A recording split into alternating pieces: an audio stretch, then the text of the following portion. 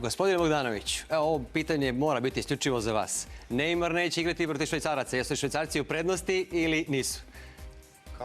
Kako nisu u prednosti? Ništa se bolje nije moglo desiti brazilskoj reprezentaciji nego da im se on povredi. Mislim, Sad morate da argumentujete taj stav. Molim vas. Sad ću da vam kažem zato što on usporava igru pod broj 1.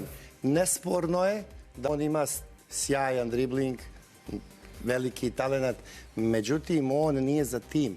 Ja to ljudima cijelo vreme pokušam da objasnim, a stvarno nisam onaj tvrdoglav. Pritom, njegovo ponašanje, mislim, svi ćete se složiti, pa videli ste samo koliko je puta pao na ovoj utakmici.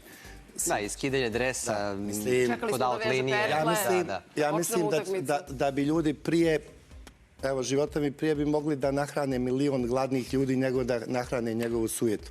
Taj kompleks koji on ima, očigledno, ko zna ta sirotinja tamo odakle potiče i to sve. Ali opet ima i brzinu, opet asistirao juče. Pa ima brzinu, pa ima ih i dosta njih brzinu. Pa evo, mislim, kako vam kažeš, sad zamislite vi kad on uđe u onu slačionicu. Mislim, onako arogantan, prepotentan. Na njega moraju da trpe, tu su sponzori, tu je paruština velika, realno. Ne mogu oni tek tako njega. Ali kako svijet funkcioniše i kako zna to da funkcioniše u ovakvim situacijama, većina njih će da kaže jao, šta ćemo bez Neymara. A onda se okrenu i kažu leči se, pusti nas da igramo.